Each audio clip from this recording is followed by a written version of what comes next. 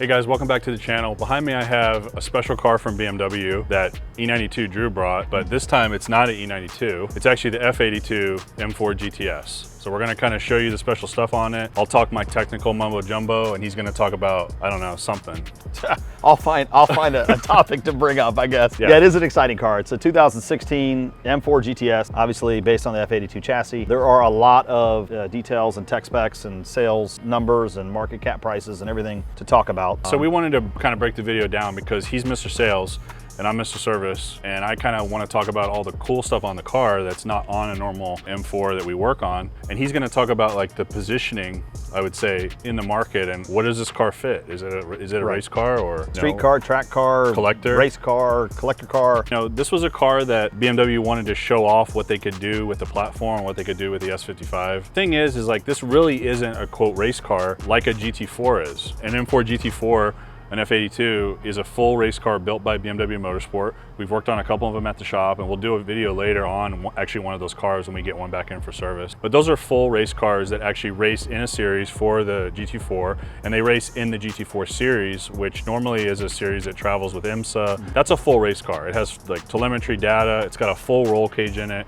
it doesn't have a half bar. People come in and they're like, oh, I found this GTS for 90 grand. Looks like it has everything you guys were gonna do to my car, so I should buy it. And I tell him, talk him off the ledge. And then he chimes in about, well, what are you doing with the car? And it's a weird, like almost like a black hole that this car fits in, right? Clearly, we just talked about it's not a full race car. And if you think it is, you really need to hit the timeout button and reassess what you're trying to use it for. Not really a street car either. This thing is really aggressive. It's very stiff, pretty loud right out of the box. So it's not a great daily driver. And I think the best argument could be made that it's an in-between car. It's like a weekend warrior track car, but the issue is the production numbers are so low for North America and even worse in the United States that the investment value is so high if the car's untouched, untracked, that you're gonna have a hard time justifying taking the car to the track. Because somebody like me, who spends their life hunting and searching for the unicorns or the needle in the haystack, I'm gonna be less inclined to want to even purchase this car if it's been on the track for 100 hours or even 50 hours and you've had a few weekend trips with it, because you're gonna notice the differences on the car physically. It's weird, like where's the car fit in? What would you do with it? I don't know, to me it reminds me of like almost a GT3 RS. When customers look for those and they come to Drew and they say, I want an RS, it's basically, do you want a car with a lot of track miles that's been serviced regularly, or do you want an RS that's been parked in the garage that has 5,000 miles? And if you guys look at the market, most RSs are fit in that zone. And I would say that since these are even kind of more rare than RSs, most of these were never driven. This car, you picked this up from the original owner. I think it has under 4,000 miles. Yeah, 3,400 now. 3,400 miles. Yeah. Guy had it in his garage. It was a car that he loved. He kept it. He also had another really cool car that you see a lot around here, the 1M. This is a BMW enthusiast that had the car. He never tracked it. He drove it on the street, went to Cars and Coffees, etc. It's a great way to find it because it's never done anything. So original lip is on it. I mean, well, not only is it pretty much untouched, the lip is in the standard position. It's not brought out and chewed up like a lot of these lips. The rear spoiler's in the factory position.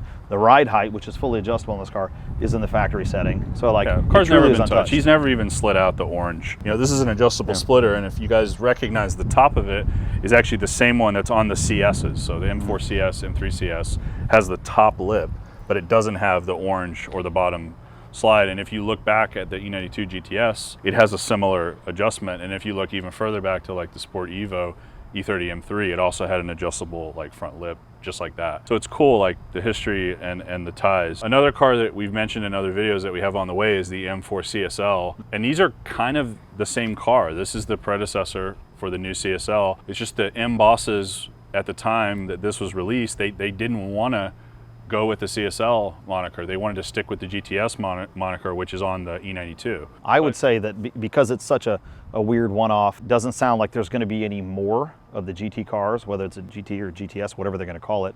It sounds like this is the only one based on the people that we've talked to. From my perspective, this is a buy and sit and hold type of car. Don't track it, drive it minimally so that the car doesn't dry up internally, right? You do have to drive it, you got to get it to temp, heat cycle it off and on. But if you maintain the vehicle mechanically and with the mileage, this is a car that right now you can purchase as low as $75,000, but that's one that's kind of worn out already. but as high as $100,000 to $110,000. So if you sit and hold, the sticker on this car when it was new was 135-ish, 132, whatever it was. And if you've watched every other car that's kind of in this segment, whether it's a GT Porsche or CS or CSL BMW, they're all selling for over sticker. Every single one of them except this car. It's a buy. It's a 100% value buy right now. If you can find one with similar miles, and obviously we're going to sell this for a reasonable price, buy it and hold. But I mean, we've seen this a million times with the special models where you pay more to get less. Yeah, right. You know, a lot it less. happened in E36 time. The lightweight now is the coolest E36 you can buy, and people pay $206,000 at Barrett-Jackson for one. There's actually one that sold for $700,000. It's crazy. This comes out, everyone's like, well, why would you pay $138 for that? Why do you want it? And now no one wants these cars, and they're going to start going up, and this is going to be unobtainium. You know, I don't know how many years. I think you're getting close to it, because once again, there's roughly 300 in the US. Of the 300, there's not very many remaining that are going to be near the delivery mileage range that this has. Like, let's talk about some of the special, the less features that you get. We'll talk about the less features. Number one, Right. you only get 2 rear speakers on the rear deck. If you want to listen to the radio, this is not the car to buy, because it's only behind you, and it's really weird. It sounds like a tin can. But the cool factor is it has the really neat carbon panels, like the interior panels, which is the technology from the i3 and the i8. It's super lightweight technology that they added on the door cards. Right. Inside, so there's no speakers there. And there's no sound deadening on those doors. No sound editing, Obviously. yeah. The sound editing is removed through most of the car. There's also a carbon roof, which a lot of people have done on their standard cars. It has this nice air outlet to get some of the heat, because this motor gets pretty hot. And you know, the other thing that the GTSs are specific for is they have a water injection system from BMW, which is really the only production car BMW's ever released that on.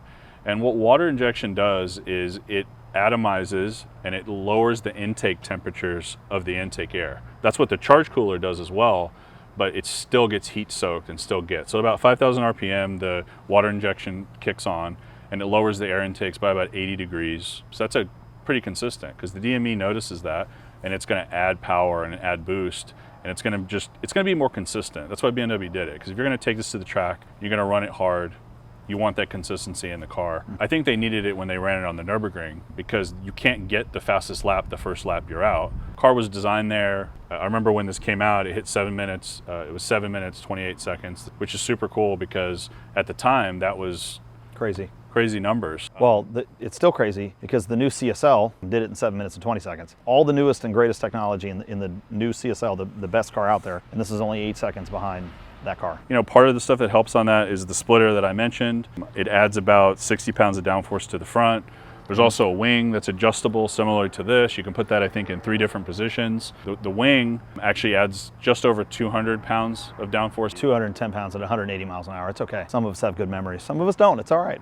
It's definitely like 200, 210 pounds. Yeah. But overall, you know, the one thing on the car that it does have is it has coilovers from KW. It's got 2 ways on it. They're manually adjustable. And they are super stiff and super focused on compression, which I don't really particularly care for, but they are manually adjustable coilovers. So as he mentioned, like, this is the stock height. It's been untouched. Yeah, we want to keep it untouched. Keep it untouched. Right. It doesn't look as good for the photographs, but I think for somebody who wants to purchase it as an investment, just shows that there's no marks outside of the OE settings. So I'm gonna have Drew go through some of the options when these cars were ordered, and some of the options you'll see kind of in the marketplace out there. That's cool, but there's not much. So you had 4 colors that you could choose from. You got mineral gray, which is what we're standing in front of today. I think this was actually the launch color, neutral in my opinion. It's not fantastic, it's not bad, it's just kind of right in the middle. You have the frozen gray, dark metallic, I think was the name of it, or frozen dark gray metallic, whatever they call that. Black sapphire metallic, which is a pretty common BMW color, and then obviously alpine white, which is also the most common BMW color out there. That's the body in white mentality for BMW. I think as far as values go down the road, this particular car in body in white or alpine white is, you know, you would call it on a standard car, is going to be most desirable, probably most valuable. They typically go hand in hand, but not always. The other feature that you could do in the US are going to be the carbon wheels. What we didn't get in the US, which is kind of a bummer, they couldn't fit the carbon bucket seats, so that's why it was not an option. You might be able to elaborate more on that. I'm pretty sure that the regulations wouldn't let them put the fixed back seats in them. The total fixed back, because that's what they are. Now currently, like the carbon buckets from BMW, the carbon buckets from Porsche are adjustable. I don't know the exact regulation. So if this was my personal car, I would absolutely put the seats in it. So the only bolstering is on the side. And these are cool seats because they have the Alcantara with the leather, but it's overall like a flat seat. And it's a manual seat, obviously for weight, which is also cool, but it just looks like a stock M4 from a seat perspective. And you know, I'm a seat guy. I change the seats out in all my cars. So this was to me, this was super disappointing from that factor. If you come over here, then kick that seat forward. Kind of the cool part to me in the interior is back here. These are actually fiberglass panels in the back. They're wrapped with Alcantara. Holes here for a bracket. This is actually where the fire extinguisher bracket, another thing only available in Europe, which is actually super cool. It was a BMW logoed fire extinguisher that mounted right in the center there. This is unique for the GTS, and I love that. So to me, I mean, you do the buckets, and everything else is cool. I mean, the door panels or that i3 Tech, that CFRP material, really lightweight, and it has this really cool M strap. The Alcantara wheel is great, and of course the GTS, like on the dash, in the center console with Alcantara, like it's perfect. It makes the car. So now we're at the back of the GTS. And of course, the number one glaring thing that everyone wants from the car, other than the hood, are the OLED tails. Everyone wanted these. Everyone's now putting the laser tails from the M4 CSL on the standard M4s, which is super sick. I really like lights, but I like OE technology lights. I don't like aftermarket lighting and all of that. It's like a pet peeve of mine. But this is a cool upgrade, and these are super cool. When we were driving over here, I was behind the car, and the back profile of this car with the wing, with these tails, it's great. Looks awesome. Makes the car. Yeah. I think as a fanboy on taillights as well. Like Audi gets all the credit for headlights, and they have for years, but I think BMW gets ignored for the quality of their taillights. You can't even tell on camera. It's a three-dimensional light. Like the reflectors inside here that have the lighting, whatever Well, I mean, each one of these shapes is an individual shape that's stacked like this. Right. And I can look at, and I can see the actual piece in the light, which is super cool. It's Looks amazing. It's not just the lens. It's just really nice. That's special, exclusive for the GTS. These came from the factory for $9 million. Yeah, I think they're $5 or $6 grand, I believe, if you wanted to run them. Don't break one. Big baller mods. Another piece that's GTS specific is this wing and these risers. And this is actually adjustable underneath here. You can actually adjust the tilt angle of the wing, which is adjustable with the front splitter. So there's actually a book that can tell you the different settings to make them match, like the setting for the wing and the setting for the splitter, make a match for the track on some of the guys that are tracking these cars. And that's important to do the right way. You don't want to have too much weight in the front or too much weight in the rear accidentally. I mean, right now this is factory adjustment. It's pretty flat. The more you tilt it up, the more downforce it adds at speed. So it's cool. It's a functional wing. If this was my car, I would put the riser. I would put the taller risers on it, which just lifts the wing up a little bit. I just think it makes it adds to the aesthetic, but that's my preference. Again, this is an untouched car. This is a car that he found. So it's got the carbon diffuser down here, which is similar to the one that's on the CS. I think it might be the same one. And then this has a titanium exhaust, which I think is 20 or 30% lighter than the factory one. 20%, and it gives it a completely different tone on the noise. Yeah, it's totally different. It's very loud.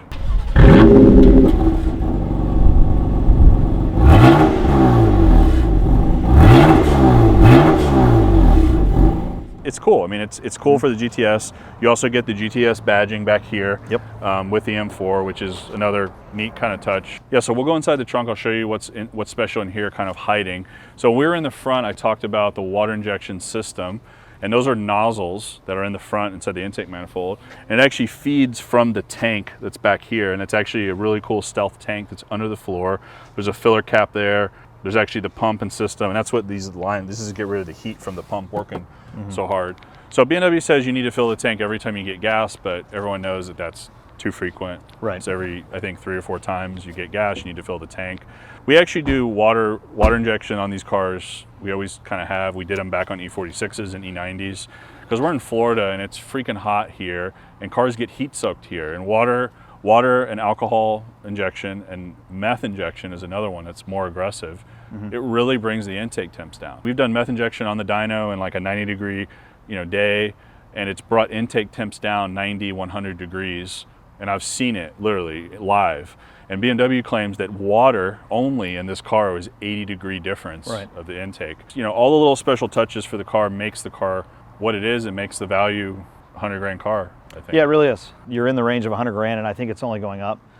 We did kind of skip over one silly little thing that I want to comment for any of you guys or girls out there that have a car for several years, and if you've managed to keep your kick panel or your dead plate stickers still on there, please don't do that. This has been on here since 16, so what year are we in? 2023? So we're 7 years in. We haven't attempted to take that off yet. I'm sure the glue is going to be a nightmare to get off, whether it's us or the next owner.